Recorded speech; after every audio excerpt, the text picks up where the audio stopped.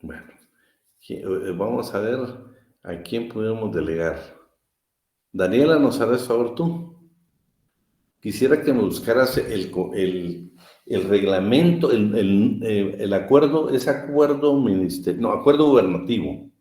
Creo que es el 89, pero no, a lo mejor me lo buscas, que es el reglamento de aplicación del convenio 175 de la OIT. Si me lo puedes buscar y cuando esté lista, paralizamos para que quede anotado. Muy bien, licenciado, yo le aviso. Muchas gracias. Entonces, dice sobre el tiempo parcial, es aquel que presta sus servicios personales durante una jornada ordinaria establecida en el Código de Trabajo. Ya puede ser diurna, mixta o nocturna. ¿Continuamos? Trabajador a tiempo parcial es aquel que presta sus servicios personales durante un tiempo inferior al establecido para la jornada ordinaria del Código de Trabajo, diurna, mixta y nocturna. Acuérdense que la jornada se divide en jornada ordinaria y extraordinaria. La jornada ordinaria se divide en diurna, mixta y nocturna. Trabajador migrante. Este es un convenio del 143 que no está ratificado por Guatemala, pero me pareció interesante lo que dice el trabajador migrante.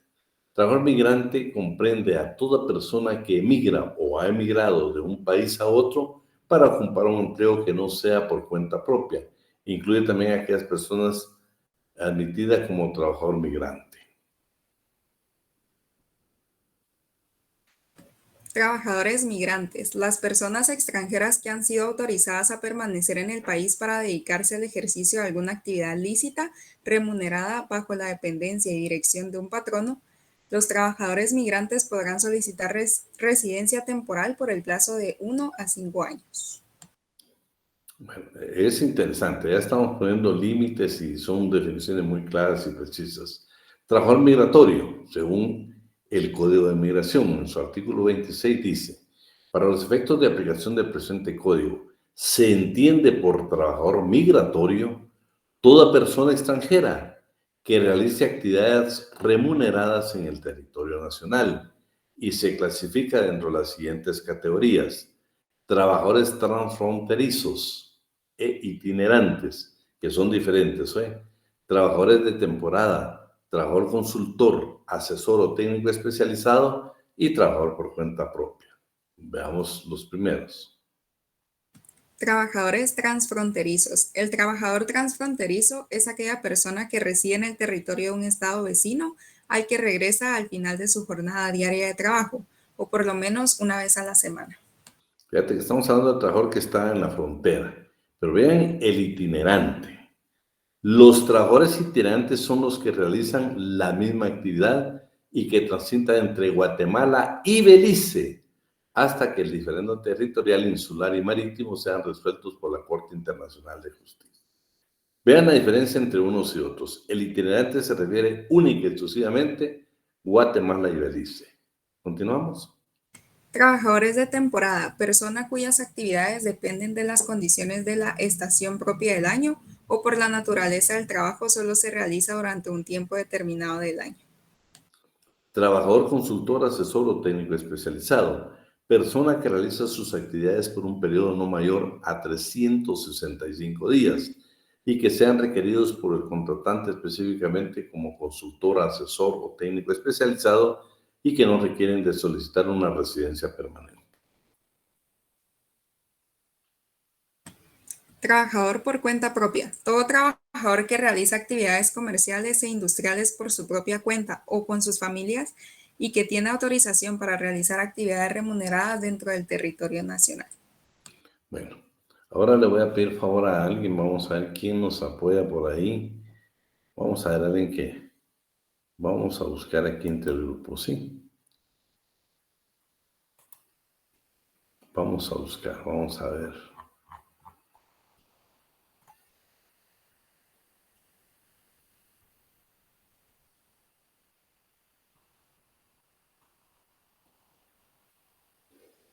¿Estás por ahí, Oscar René Morales Ávila?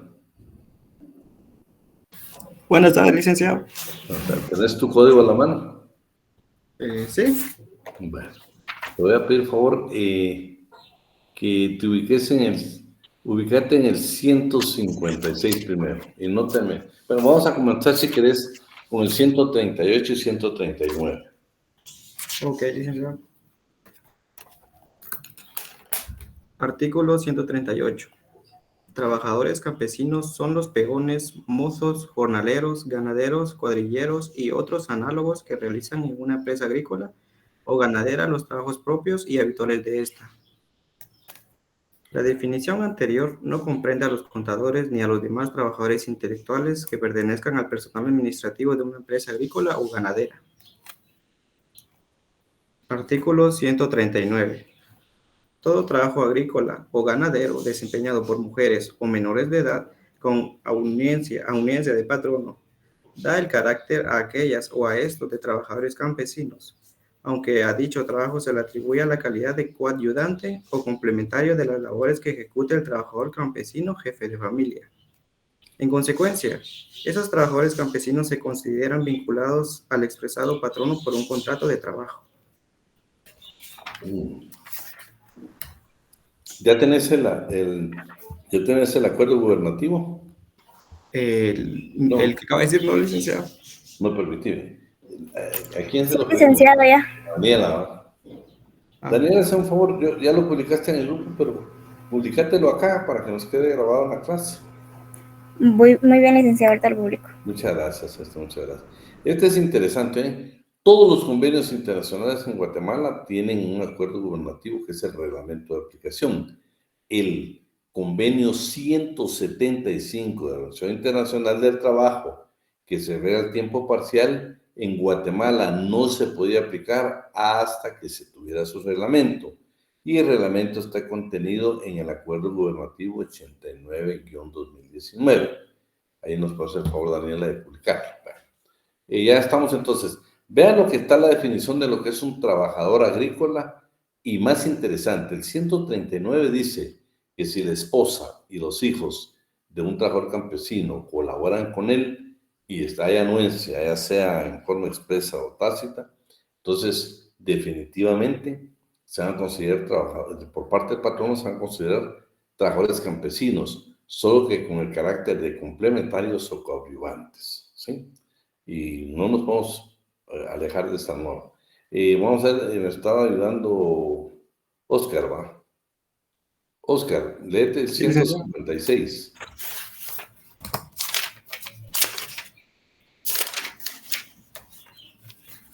Artículo 156. Trabajadores a domicilio son los que elaboran artículos en su hogar o en otro sitio elegido libremente por ellos, sin la vigilancia o la dirección inmediata del patrono o del representante de éste.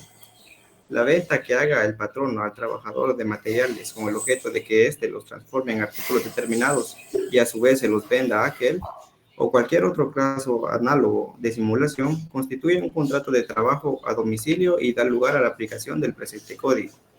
Dichas simulaciones son prohibidas. Ese es interesante, lo vamos a analizar en su oportunidad. Solo si se dan cuenta, este tipo de trabajo no tiene una supervisión directa del patrón o su representante, pero vamos a ver cuando analicemos los trabajos en especial, vamos a ver de qué manera lo hace. 161, por favor.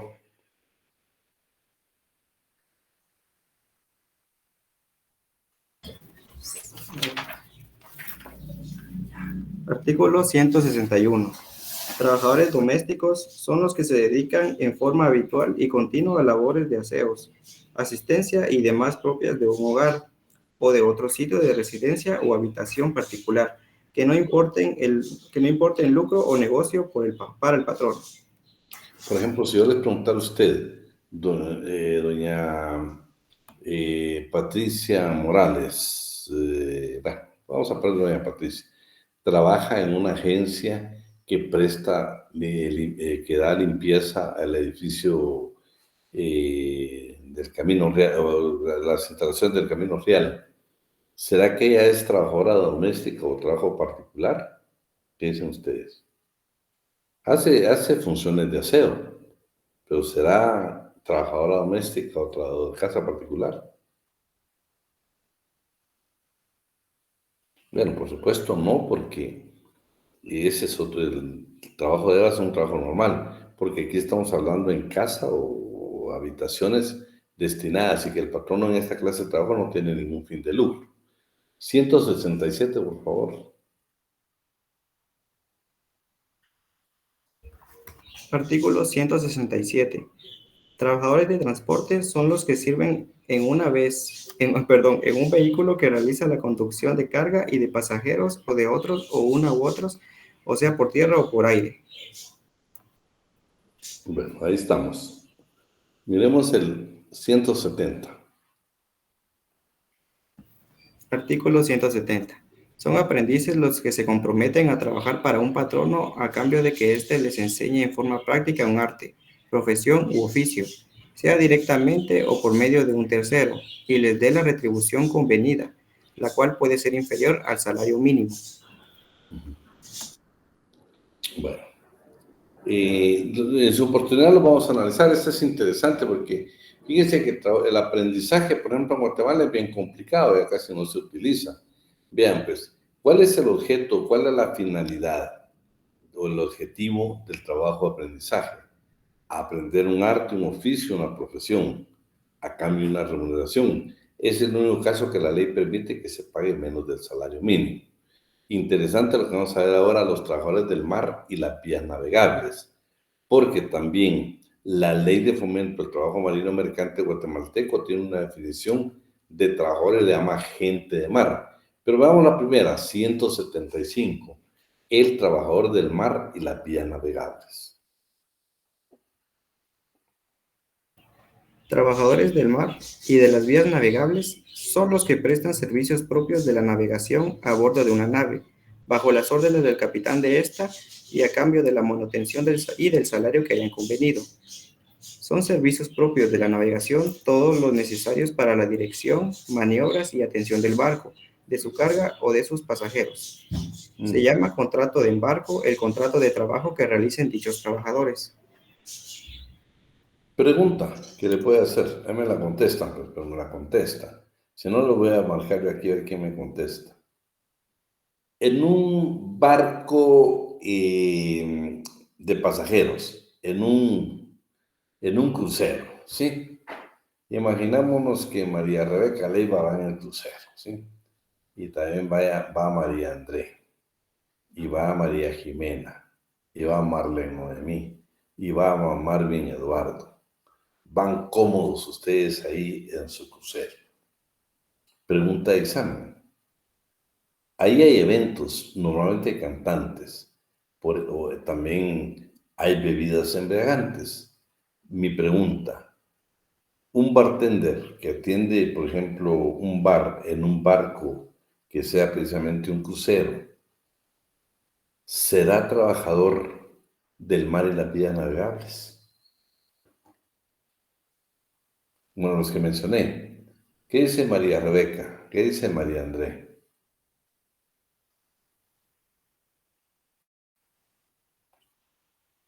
Ni conectadas están, no puede ser.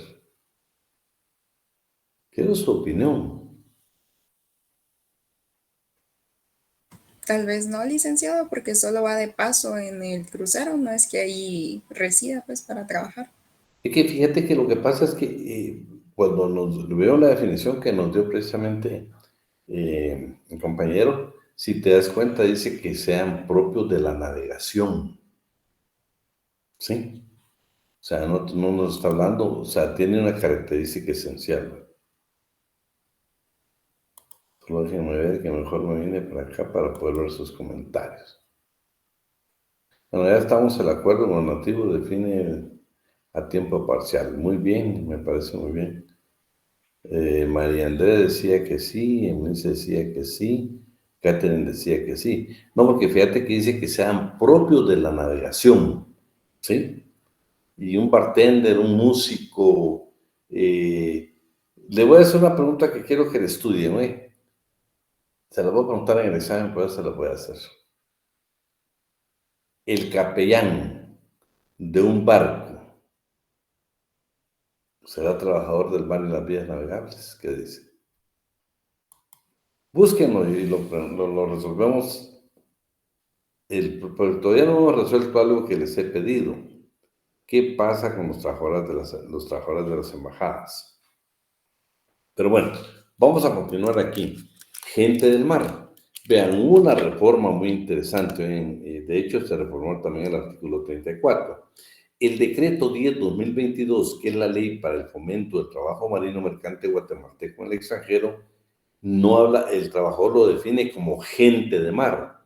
Y dice, es toda persona que esté empleada o contratada o que trabaje en cualquier puesto a bordo de un buque de propiedad pública o privada que se dedique habitualmente a actividades comerciales. Por ejemplo, si fuera un buque del ejército, no tiene nada de comercial, por lo tanto, a ellos no se les puede denominar como gente de mar. ¿Sí? El artículo, el trabajador municipal, en su propia ley del servicio civil, vamos a encontrar una definición en su artículo número 4. Funcionario público, empleado público. Esto también lo vamos nosotros a encontrar y vamos a ver estas definiciones en los acuerdos gubernativos el 18/1098, que ya lo vieron con el Alan, que es la ley del servicio civil y también está en el reglamento. Se recuerdan que comenzamos a hablar del servidor público que se clasifica en funcionario y empleado público, pero hay uno que no lo leímos con el Zavala, que es el trabajador civil del Estado. Para eso quiero que alguien me verifique por ahí quién encuentra el decreto 63-88, ley de clases pasivas del Estado. Por ahí si no, vamos a seguir buscando acá. ¿Estás por ahí, Pablo Coates?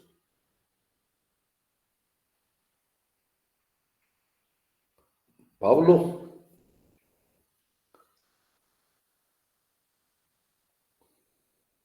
No está Pablo, solo nos dejó su micrófono ahí. Bueno, Pablo Javier. Sí, licenciado, aquí estoy.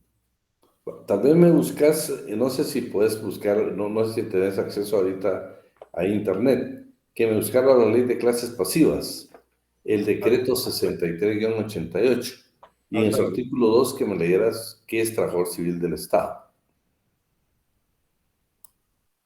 ¿Tenés cómo buscármelo, Pablo Javier?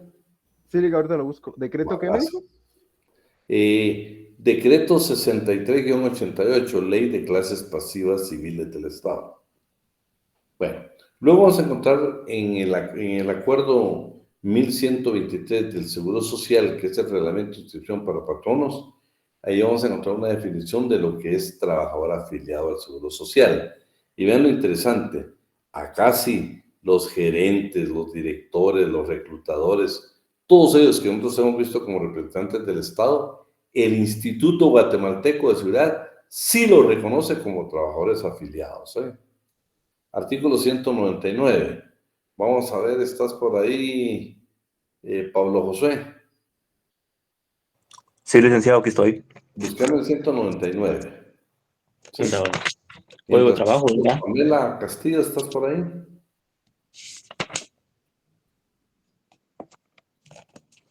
Bueno. Pamela Funes. Sí, Léete que es trabajo benévolo y amateur.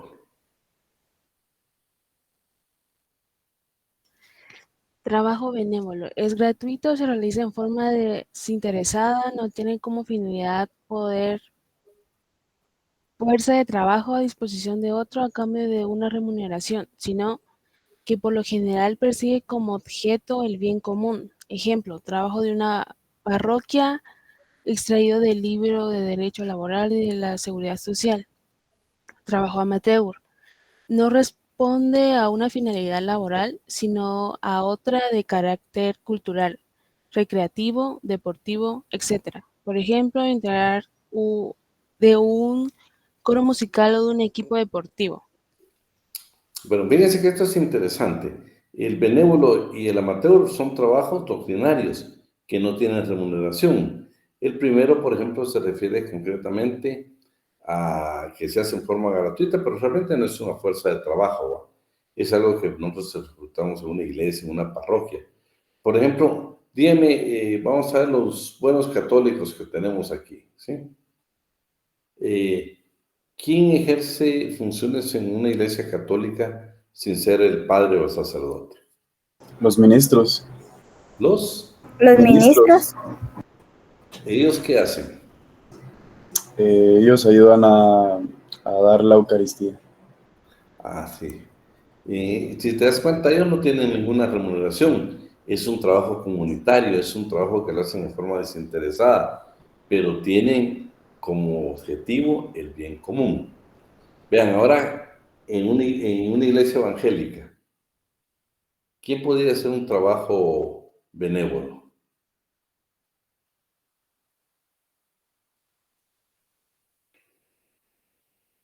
¿Qué pasó? No, así que Me atrevo a decir que los del coro o los de la banda, digo yo. los de alabanza, que ellos El que recoge el diezmo. sí, imagínate, creo que se llaman En todo diáconos. caso, el copastor, licenciado, ¿Ah? porque el copastor no recibe absolutamente nada de los diezmos, solo está como para ayudar al pastor cuando éste no está dentro de la iglesia, él se encarga básicamente de la iglesia o los diáconos de la misma. Los diáconos tal vez sí. El copastor creo que a veces depende de la iglesia, si es muy grande, acuérdate que sí tienen algún tipo de remuneración. O sea, va a depender. Pero que yo quería referirme más a esa parte que nosotros ejecutamos sin tener un salario. Claro, yo te digo, tanto en la iglesia católica, evangélica como en otra iglesia, posiblemente que un músico que sea un profesional. Y muchas de estas iglesias le cancelan, le pagan. Igual en el deporte. Cuando es amateur no se paga, pero acuérdate que la mayoría de deporte ahora pues ya tienen salario, ¿va? Bueno, ya hablamos ahora, hablemos del patrón. Ya hemos hablado de lo que es el patrón en nuestro artículo 2, tenemos una definición doctrinaria de Manuel Osorio, pero por ejemplo va a variar un poquito en el 176 del Código de Trabajo. Y para eso vamos a pedirle favor a Paula Jimena. ¿Estás por ahí, Paula Jimena? Sí, Lick. ¿Tenés tu código?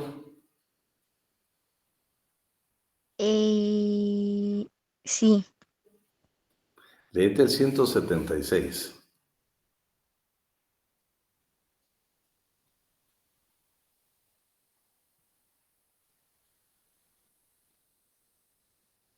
Ay, voy, voy, Lick.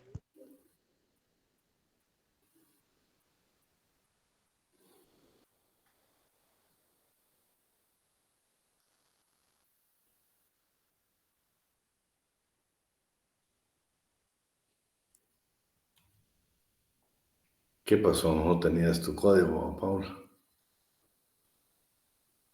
Vamos a ver, lo tenés, pero Antonio, alguien ya tiene, ¿a quién le encargué el 199?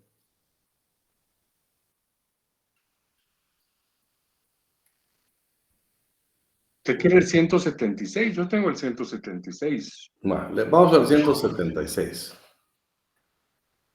Patrono es el naviero o armador propietario o no de la nave, que la apareja, pertrecha y expide a su propio nombre por su cuenta y riesgo, y que percibe las utilidades que produce y soporta todas las responsabilidades que la afectan, en armonía con el artículo 2.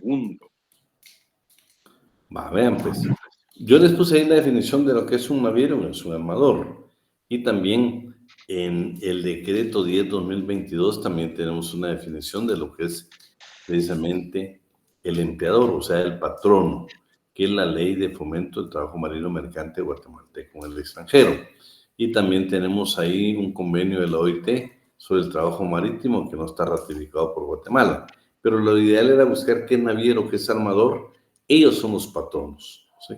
Que señala precisamente nuestra legislación laboral en cuanto a patronos de trabajadores del mar y las vías, el trabajo realizado en el mar y las vías navegables. Pero no sé si a alguien le pide que leer el 199, que es la definición de trabajo familia. Bueno, si no, alguien que me lo busque, para que nos quede grabado. Todavía hablando del trabajador. 199, ¿verdad, licenciado?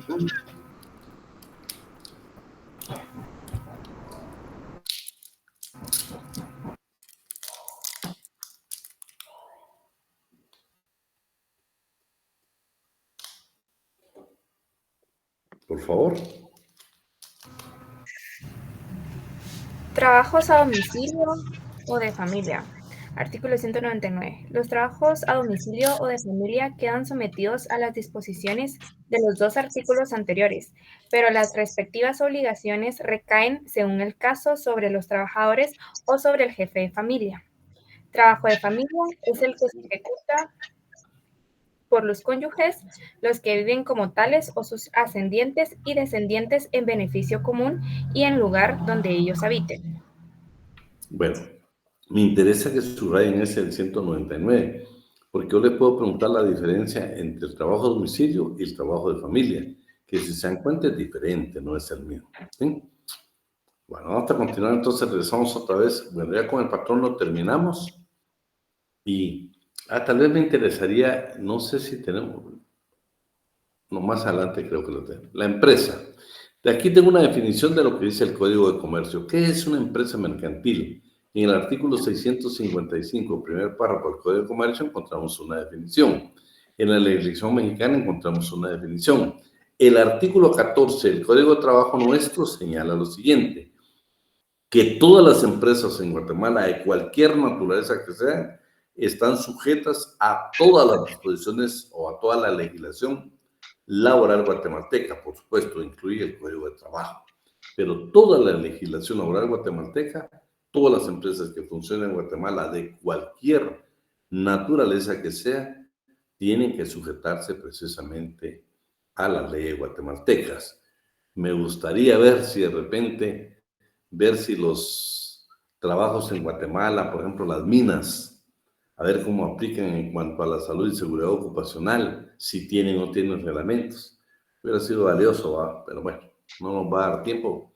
Lástima, porque hubiera sido un bonito trabajo de investigación. De los auxiliares del patrono también ya hablamos, los representantes del patrono y en el artículo 5 los intermediarios. Entonces, no lo vamos a repetir, que lo tenemos nosotros, pero me interesan dos cosas bien esenciales. ¿Quién es el representante del patrono en el trabajo del mar y las vías navegables? Quiero que alguien me busque el artículo 177. ¿Sí? ¿Quién nos hace favor? Shirley Fabiola Mérida. Por favor, a ver. Con gusto, licenciado. El artículo 177. El capitán de la nave es el representante del patrono, salvo que el mismo patrono actúe como capitán y goza de estas facultades. A. Es el jefe superior de la nave y a su cargo corre el gobierno y dirección de la misma. La tripulación y pasajeros le deben respeto y obediencia en todo lo que se refiere al servicio de la nave y a seguridad o salvamento de las personas y carga que conduzca. Y B. Es delegado de la autoridad pública para la conservación del orden de la nave y para el servicio, seguridad o salvamento de esta, conforme lo indica el inciso anterior. Tiene además las atribuciones y debe cumplir los deberes que las leyes de orden común le señalen. Muy bien. Bueno, entonces es una definición totalmente diferente de la generalidad que nosotros tenemos en cuanto al trabajo del mar y las vías navegables. Representante del patrono en lo agrícola, pues ya lo vimos, está en el 141. Luego, pues, los representantes del patrono, sus definiciones, ya leímos el tercero, cuarto y quinto párrafo del Código de Trabajo, en su artículo 351, están las definiciones que son cargos de dirección, cargos de representación y cargos de confianza, que por cierto es una de las preguntas del examen. Intermediario también ya lo vimos, pues entonces nos quedamos. La sustitución patronal me pareció un poco compleja, que no la mayoría, pues, pero sí hay un buen grupo de jóvenes que en una de las variantes que venía la sustitución patronal no lo logramos definir. Primero, hemos hablado claramente nosotros, por ejemplo, si Raúl le desea vender su empresa a Ruth Gómez, si Raúl Marroquín decide vender su empresa a Ruth Gómez, le puede vender únicamente la empresa, sus activos, si quiere sus pasivos, pero no le puede vender los trabajadores porque no son objeto, ni son esclavos. Entonces, ¿qué es lo que pasa con los trabajadores? Raúl tiene la obligación de informar a los trabajadores que va a vender su empresa y que se le va a comprar Ruth Gómez. Es decisión de ellos, tienen que dar su consentimiento si están de acuerdo en continuar con Ruth Gómez. Pero puede ser que en ese lapso de 6 meses el patrono se quiera retirar.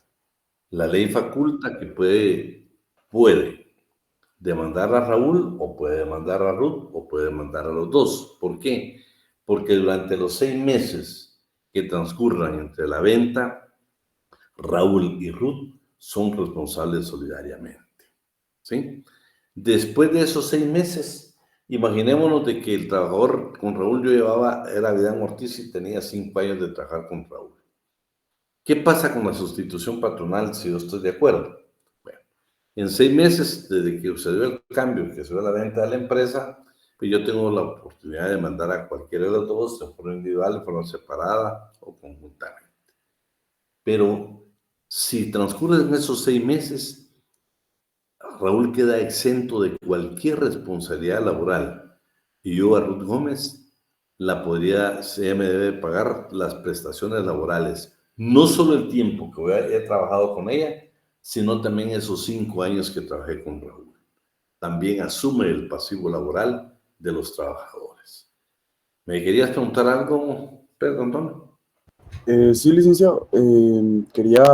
Pues es que me genera esta duda de que, digamos, con lo de la sustitución patronal, digamos, habría que volver a crear un nuevo contrato para los trabajadores o siguen con el mismo.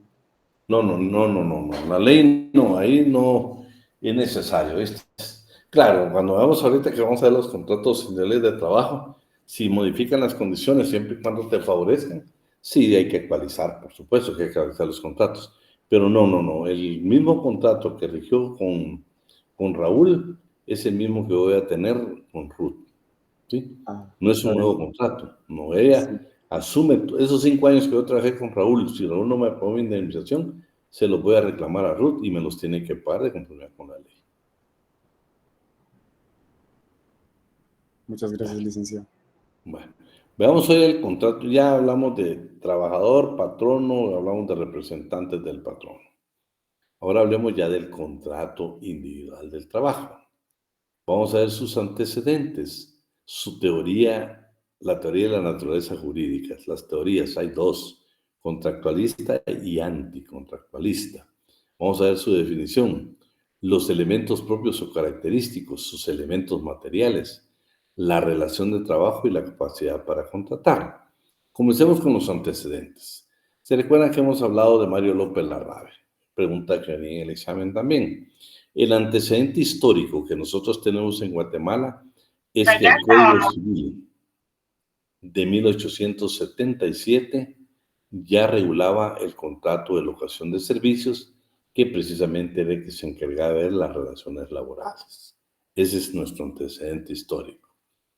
La naturaleza jurídica, contractualista y anticontractualista. ¿Sí? Vamos a verlas. La anticontractualista vamos a encontrar 4 grandes características, podemos decir. Una es la institución, que sabemos por el lado de la empresa. El contrato realidad es de que vamos a ver como el principio casi de primacía de la realidad. El acto condición, desde que ingreso a la empresa, quedo sujeto a las condiciones de la empresa, y la relación laboral. Puede ser que no exista contrato de trabajo, pero si yo inicié la relación laboral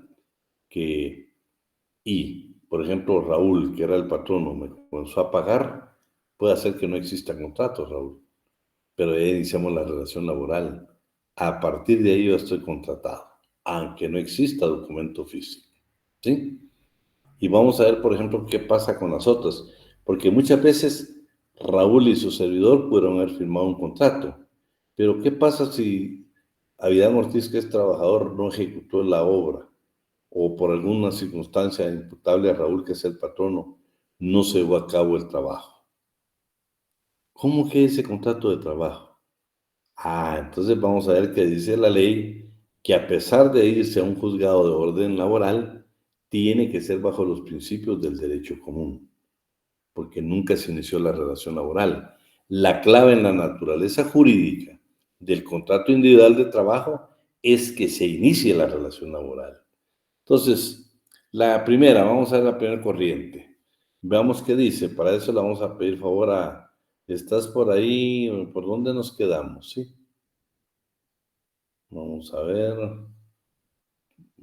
Ruth Gómez. ¿Estás por ahí, Ruth Gómez? Sí, licenciado, buenas tardes. Buenas tardes. Mírame esos 4 párrafos para que veamos bien la primera teoría de la naturaleza jurídica del contrato de trabajo, que es contractualista, por favor. Muy bien. Las teorías contractualistas se basan en la posición del derecho laboral, que considera el contrato de trabajo como celebrado libremente por las partes. No hay que confundir la formación del contrato con las obligaciones del resultante. Para la primera, es siempre imprescindible el acuerdo de voluntades. Las segundas pueden surgir de la actividad de un tercero, el Estado con la ley, las partes con los convenios colectivos de trabajo. No se discute que en la celebración del contrato de trabajo hay un acuerdo de voluntades. Ese común acuerdo se ve reducido cada vez más en todos sus aspectos, pero el hecho es que él existe, que es imprescindible, ya sea en forma expresa o tácita, que aparezca para que nazca. De esa manera, la vinculación laboral. El error de la teoría contractualista hay que buscarlo en que quiere asemejar la figura del contrato de trabajo con otras provenientes del derecho civil, en vez de convencerse de que aquel tiene caracteres, elementos existentes propios que hace imposible confundirlo con otros contratos por similar estructura externa que tuviera. Creo que ahí estamos bien claros, ¿va? Ustedes dicen, no, señores, ustedes defienden más que todo la formación o la creación del contrato, pero eso no es todo. En el contrato van obligaciones que no están libremente, no pueden celebrar libremente las partes, no, señor. El Estado va a regular por los derechos mínimos de la clase trabajadora. Entonces, esta teoría definitivamente no puede ser válida ni en el derecho guatemalteco. Veamos la anticontractualista, y para eso le vamos a pedir favor a, déjame ver por dónde vamos. Sí, ¿quién quería preguntar? Vamos a seguir, vamos a ver, Shailin Briseida, ¿estás por ahí? Shailin Briseida no está, mire. Shirley Fabiola Mérida. Chilic. Mírame donde dice la teoría anticontractualista. Ok, todo. Los 2 párrafos. Bueno, estas teorías se basan en que no media entre las partes de una vinculación laboral, un contrato de trabajo. Para ello se apoyan en 2 situaciones fundamentales. Una, que no existe libre discusión de las cláusulas contractuales, y la otra, que la reglamentación legal y convencional colectiva restringe en tal forma el campo de deliberación que éste prácticamente no existe. La circunstancia de no discutir las cláusulas del contrato individual de trabajo no implica per se por sí mismo o en sí mismo la inexistencia del contrato, dado que en los contratos de trabajo ello ocurre siempre y nadie ha negado su carácter contractualista. La voluntad se refleja en la aceptación y ofrecimiento. En el campo laboral, esa actividad se exterioriza justamente en defensa de los trabajadores, para evitar que por su condición social y económica acepten imposiciones empresariales que vayan en detrimento de los derechos y garantías mínimas que prevé la legislación laboral. Vale, entonces, esta lo que dice el señor es, ni siquiera es necesario un contrato de trabajo. No necesariamente. ¿Por qué? No es cierto que ustedes tengan el acuerdo de voluntades. No, la ley ya nos está ejemplificando. Y solo vamos a ver si es cierto, pues. Vamos a ver. Ya vieron que la ley del servicio civil dice que para los trabajadores del Estado son 20 días de vacaciones, ¿sí? Dice la ley del servicio civil como regla general.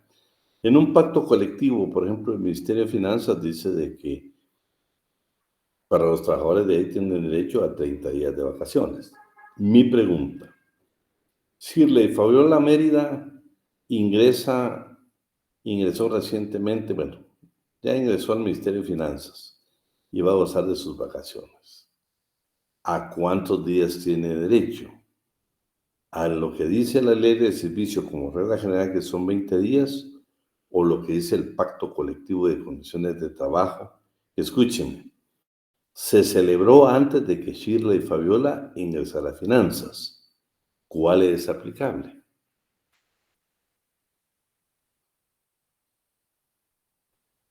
Opinen, no sean así.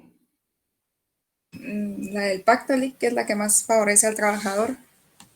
Exacto, a pesar de que ingresó después de que se cerró el pacto, porque lo que señala nuestra legislación laboral es de que el pacto colectivo de condiciones de trabajo en cuanto a beneficios para la clase trabajadora va a afectar a los contratos vigentes, aunque hayan o no hayan participado, aunque pertenezcan o no al sindicato, los va a favorecer, no únicamente a los sindicalizados.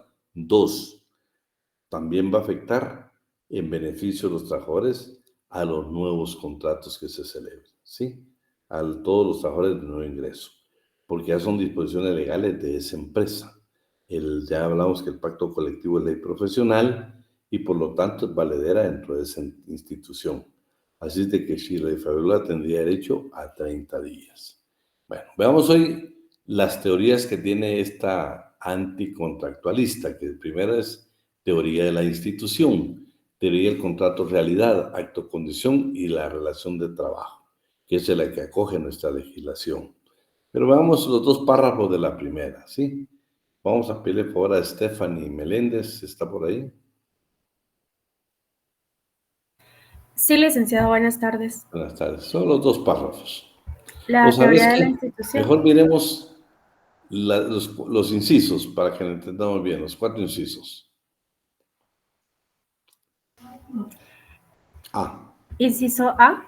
La empresa es considerada como una sociedad profesional a la que pertenecen los trabajadores, los cuales están sometidos a la ley de esta sociedad como ciudadanos y lo está a las leyes del Estado, ya que son miembros de la comunidad en cuya vida participan.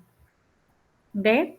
Prescinde completamente de la figura del contrato, considerando la relación de trabajo con vida autónoma y caracteres determinados que se manifiestan en el momento de la incorporación.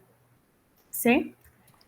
Descansa no en la idea discutida de protección al trabajador, sino en la tutela de la institución empresarial, procurando que alcance los fines que persigue, tanto en su aspecto técnico y económico como para cumplir con el deber de servicio a la economía nacional y a la patria.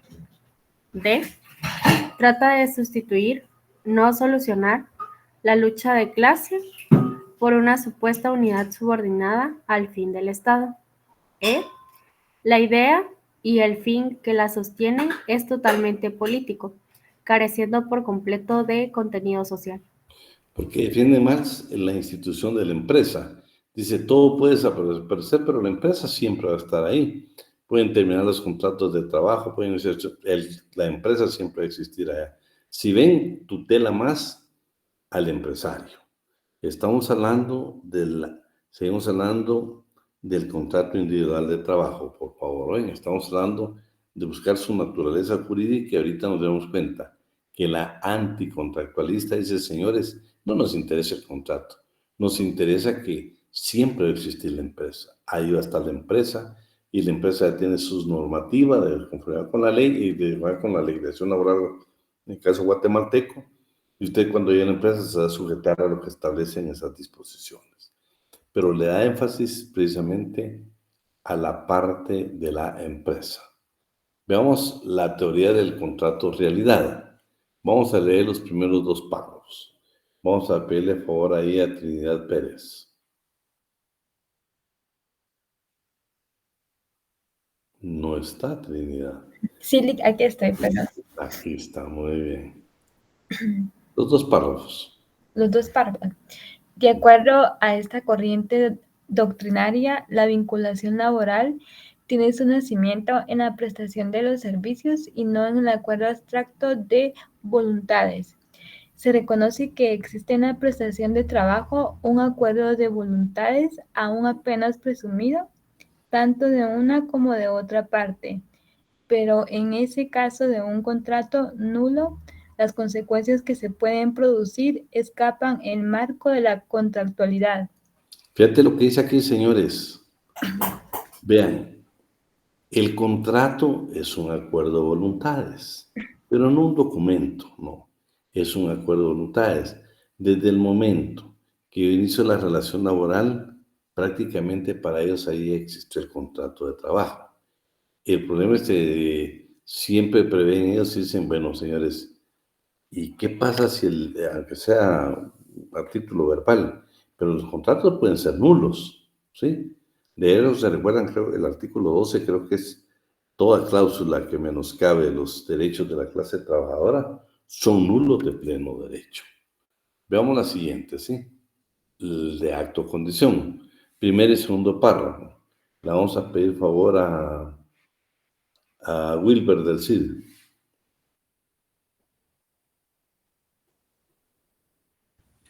Bueno, teoría del acto de condición. El acto de entrar a formar parte de una empresa, centro de trabajo, constituye el acto originario, esencial, base de todas las prestaciones jurídicas. Al respecto de esta teoría se dice que el enganche es la condición de utilización de todos los poderes legales que las leyes obreras establecen para la protección del salario, de la salud y del reposo. La incorporación es la condición originaria que genera, además de esa, cada vez menos situaciones contractuales subjetivas, derivado de que la autonomía de la voluntad desempeña cada vez un papel más restringido en la organización del trabajo. El trabajo posee un verdadero estatuto, cada vez más minuciosamente delimitado por las leyes del trabajo y la negociación colectiva. El hecho del enganche va a tener, pues, la mayor parte de las veces por único objeto desencadenar sobre la cabeza del trabajador la aplicación de la ley. Esto es, después de él ninguna situación será la misma para todos los trabajadores de la misma fábrica y de la misma profesión. Ahí estamos, fíjate. Vean, entonces, dice, señores, el acto condición. Desde el momento que yo ingreso a la empresa, señores, aquí no estamos hablando de relación laboral, no estamos hablando nosotros del contrato. Desde el momento que yo ingreso a la empresa, me sujeto a las leyes aplicables en materia laboral. Es el acto condición.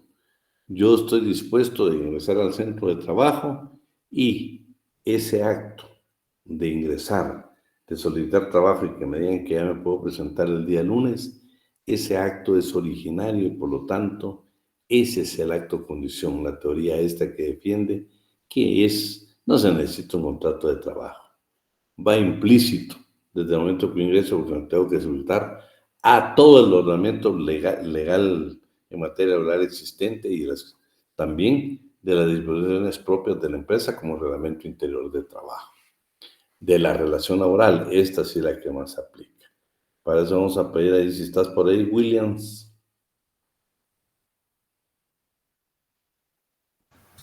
Sí, que aquí estoy. Léete lo que está subrayado. Muy bien. Teoría de la relación de trabajo.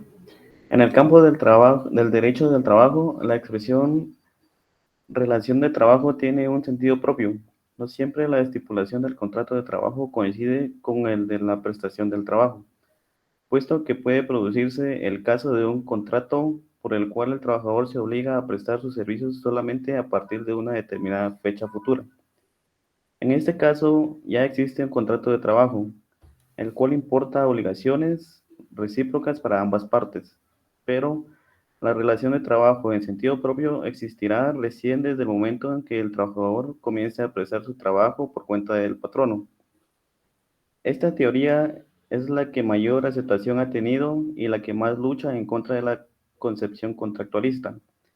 El concepto de la empresa como comunidad domina desde el tiempo de la doctrina alemana, sea determinando particulares alteraciones en la estructura del contrato de trabajo, sea poniendo todo el acento sobre una organización de relación y más precisamente sobre la inserción en la empresa de las situaciones de las cuales derivan los recíprocos derechos y deberes del trabajador y del dador de trabajo. No obstante los pros y los contras de esta teoría, nuestro derecho laboral la recoge como regla general o típica, que permite perfeccionar el contrato de trabajo. Ahí estamos entonces. Nuestra legislación dice que el contrato de trabajo, vean, que no exista, se perfecciona con el inicio de la relación laboral, aunque no esté por escrito. Dice, vamos a leer el artículo más adelante. Bueno, ahora veamos algunas definiciones del contrato individual de trabajo. Y por supuesto, la primera la encontramos en el artículo 18 del Código de Trabajo. Aquí vamos a ver que sí existe la famosa cláusula de exclusividad. Aquella cláusula donde, por ejemplo, Wilber del CID comenzó a trabajar en una empresa, pero imaginémonos una empresa de, ¿qué podemos ver una empresa? Veamos una empresa de productos lácteos. Es el gerente de producción, ahí van a haber secretos de formulación, o sea, de fórmulas, secretos comerciales, secretos industriales, secretos de producción. Entonces dicen, bueno, señor William, usted va a trabajar para la empresa, por lo tanto, le vamos a hacer una cláusula de exclusividad. Eso significa que Wilber del CID no puede trabajar con la competencia por determinado tiempo después de dejar de laborar para esta empresa. Mucho menos lo puede hacer laborando para esta empresa. Personalmente tuve un caso, precisamente no voy a, por cuestiones de ética, no mencionar las entidades, dos entidades muy fuertes aquí en Guatemala, muy fuertes, y era un gerente, precisamente era el gerente de mercadeo, un hombre que había trabajado muchísimo para la empresa, dejó de laborar en la empresa y se fue con la competencia. Inmediatamente la otra hizo uso de la exclusividad que se había firmado en el contrato, que estaba como un anexo, y eso significó que lo demandaron por daños y perjuicios. Muy interesante porque yo creo que cuando nosotros vimos que a nadie está facultado para limitarle el trabajo a otro, en este caso sí, porque vamos a ver dentro de las obligaciones y provisiones de los trabajadores,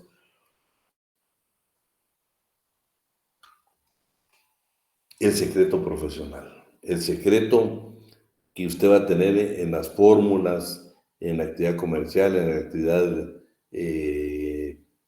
industrial de las empresas. Por eso es válida hoy, y el código lo regula, que sí está aquí, la famosa cláusula de exclusividad. Bueno, en su definición vamos a ver los elementos, ¿sí? Elementos que los vamos a analizar posteriormente. Vamos a pedirle favor a Wilson Fernando Reyes, ¿estás por ahí? Sí, Léete el artículo 18. Si tenés tu código, léelo desde el código. Si no, léelo desde acá. Bueno.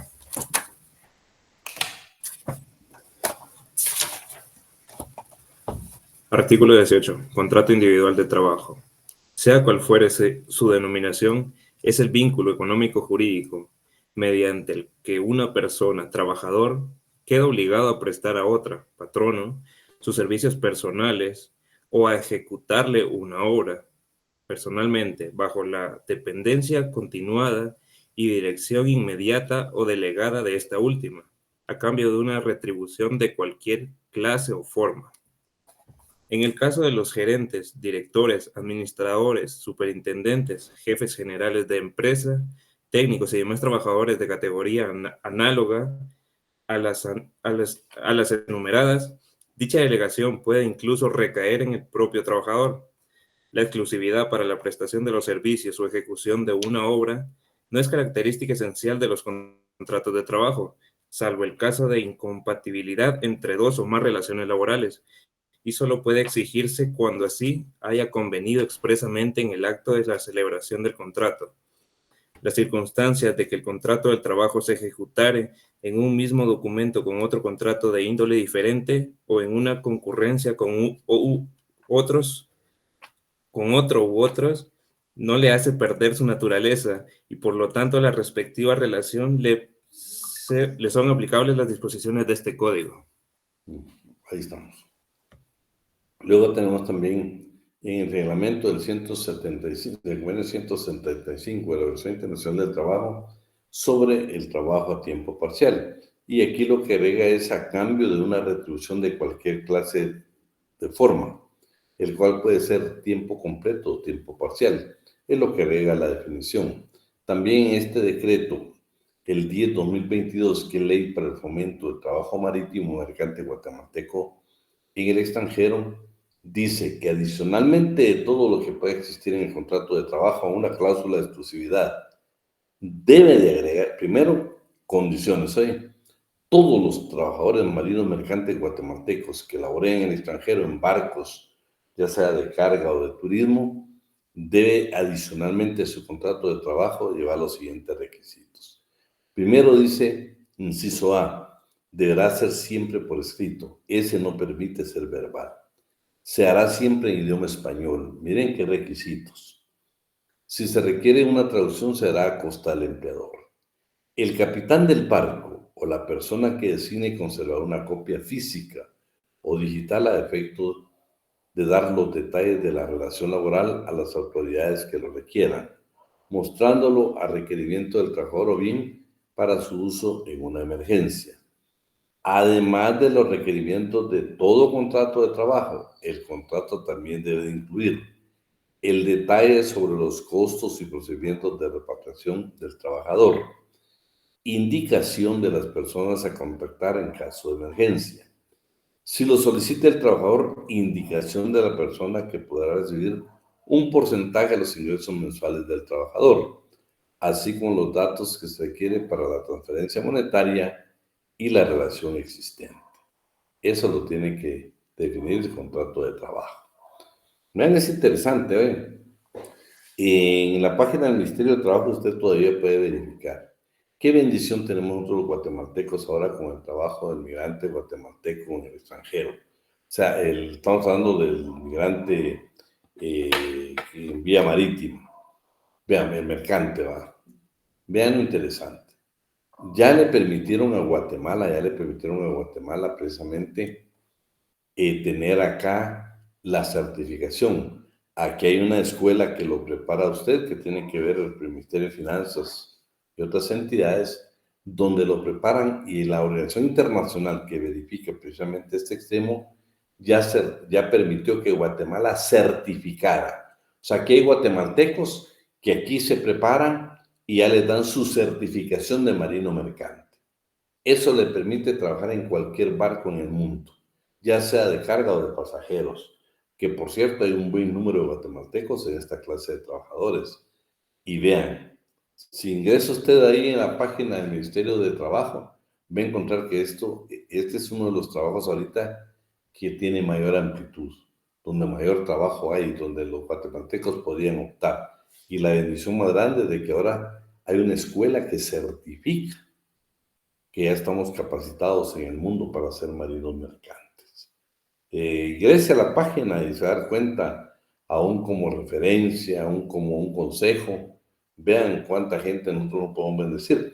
Es un trabajo muy especial, pero lo importante es que en Guatemala ya hay una certificación con reconocimiento internacional por la entidad que tiene a su cargo precisamente a nivel mundial esta clase de trabajo de marino mercante. Hoy vamos a ver los elementos, ¿sí?, de la definición. En esa definición que nos hizo favor Wilson Cueva de leerla, encontramos precisamente nosotros, por ejemplo, la subordinación o dependencia, la ausencia de riesgo, la estabilidad y la profesionalidad.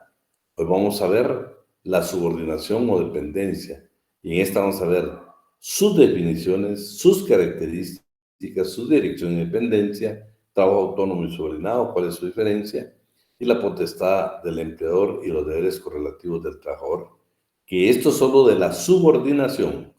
Vamos a ver la ausencia de riesgo, estabilidad y profesionalidad.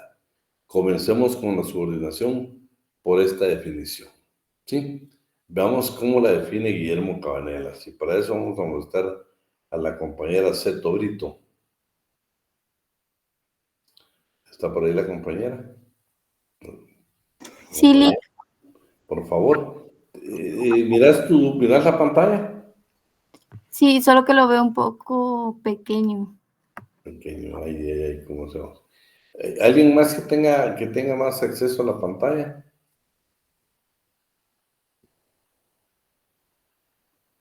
Dime. ¿Necesita quien ayude para leer? Miremos solo la de Guillermo Cabanelas, esta definición. Guillermo Cabanelas define la subordinación como el estado de limitación de la autonomía del trabajador al cual se encuentra sometido en sus prestaciones por razón de su contrato y que proviene de la potestad del empresario para dirigir la actividad de la otra parte en orden al mayor rendimiento de la producción y al mejor beneficio de la empresa.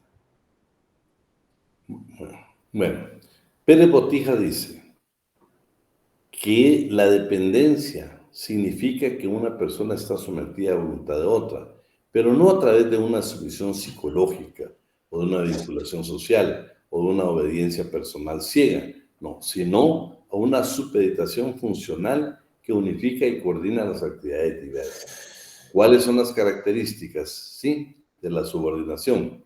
Bueno, el trabajador pone a disposición del patrono su fuerza o energía de trabajo y por esa razón está sujeto a la organización de la empresa.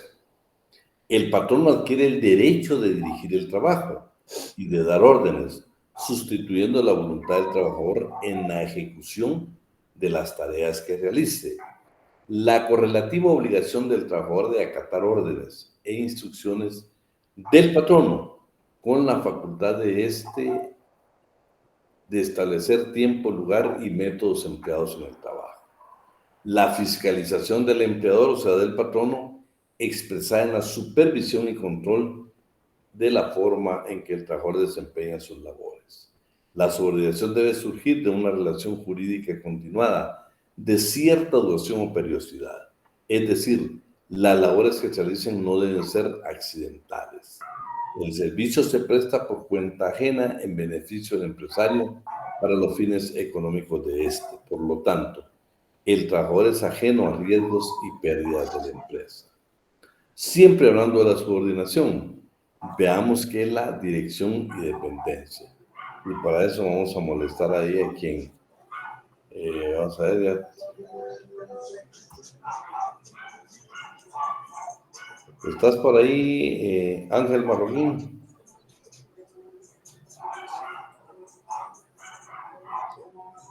Sí, licenciado. ¿Mirás ahí lo que está en pantalla, dirección y dependencia? Sí, así es. Por favor. Solo lo subrayado, ¿verdad? No, léetelo todo. Ok. Se utilizan con frecuencia como sinónimos los términos subordinación, dependencia y dirección, pero el más aceptado en la doctrina por amplio y flexible es el de la subordinación. Dirección se deriva de dirigir, que significa conducción y orientación a determinado lugar, y por medio de ella una persona se encamina a lo mejor. La dirección se manifiesta en mayor o menor grado según los servicios que se prestan. Disminuye a medida que los trabajadores son técnicamente más calificados. El término dependencia, que tradicionalmente se compara al vínculo económico, es el que más concuerda con la subordinación, pues quien depende está sujeto a un poder o autoridad, un orden o dominio establecido por otro. La subordinación comprende tanto la dirección como la dependencia y es más comprensiva que las otras, porque es el término de mayor número de adeptos en la doctrina. Muy bien. Bueno, vamos a ver, ¿estás por ahí, Antonio? Sí, Miremos el trabajo autónomo y el trabajo subordinado. Veamos todo. ok. Para comprender estos términos debe buscarse la diferencia entre la locación de obra y de servicios con el contrato de trabajo. Las dos primeras corresponden al derecho civil y el último al derecho del trabajo. La locación de obra es el contrato mediante el cual una persona llamada contratista se compromete a entregar una cosa cuya ejecución y dirección quedan a su cargo. La entrega debe sujetarse a las estipulaciones del contrato y el dueño de la obra se obliga a pagar un precio por la misma al momento de su entrega. El contratista corre con el riesgo de de la obra hasta la entrega de la misma y es responsable por su destrucción o deterioro. En locación de servicios, el objeto es el servicio prestado por una persona, es el trabajo humano en sí mismo, sin tomar en cuenta su resultado y obra y su retribución. Se estipula por unidad de tiempo. Son servicios que se presentan generalmente dentro de una especialidad sin importar su resultado y sin someterse a la dependencia o dirección de otra persona, es decir, que una prestación libre de servicios. Al respecto, Guillermo Caballenas señala, el contrato de prestación libre de servicios cuenta por objeto prestaciones que no poseen carácter subordinado, como la asistencia médica durante una enfermedad o la ayuda prestada a una persona particular, sin estabilidad en los servicios y sin relación de dependencia o subordinación. Tanto la locación de obra como la de servicios configuran el trabajo autónomo y se norman por el derecho común. Déjame ver, aquí todavía hay otra parte. El contrato de trabajo comprende el trabajo subordinado. El trabajador lo presta sujeto al patrono jurídico, económico, jerarquía y técnicamente. El patrono organiza el trabajo conforme los fines que persiguen y el trabajador acata sus instrucciones ya que labora por cuenta ajena. Además, son ajenos a este último los riesgos de la obra o del servicio que ejecuta. Por otra parte, quien presta sus servicios bajo las condiciones, elementos y características del contrato de trabajo está protegido por el derecho de trabajo. El contrato de trabajo se ubica en el plano distinto de la locación de servicios y de cualquier otro contrato de derecho común, aunque reúne en sí elementos de varios de ellos. En un contrato sui generis con superficie autónoma por el objeto de un estudio especial. En conclusión, las figuras tradicionales de locación de obra y de locación de servicios subsisten y constituyen contratos propios de derecho civil que han originado el contrato de trabajo, que tienen autonomía aun y cuando mantenga vínculos de aproximación con aquellas formas jurídicas. Bueno, vamos a seguir hablando del último tema de la subordinación, pero por cuestiones de tiempo creo que vamos a dejar por hoy hasta ahí, ¿ve? Solo que ahí nos recuerdan ahí que nos quedamos exactamente en el inciso B, en la página 18 del trabajo. Ahí estamos, ¿sí? Tal vez para poder terminar y todo, yo quería pedirles un favor. No sé si la facultad va a oficializar si va a haber clases el día viernes o no, y la próxima semana tampoco lo sabemos, pero independientemente de todo, yo quisiera pedirles a ustedes, solicitarles que por favor el día viernes si queremos dar clases para poder ir avanzando en el programa. Yo les dije a ustedes desde un principio que estamos muy interesados en aprender, entonces yo sí quisiera que los que puedan estar con nosotros el día viernes, aunque la facultad tome la decisión de estar en descanso. Aprendamos, no se trata de descansar, no se trata de cansarme o no, sino que se trata de aprender. Fíjense que este tema que nos estamos viendo ahorita, lo que nos falta conocer ahorita de la subordinación, está más inclinado a nuestra responsabilidad como trabajadores. Ya van a ver los beneficios que nosotros tenemos que aportar a la empresa. Este párrafo que nos faltó, por eso lo dejé ahí para poderlo analizar posteriormente.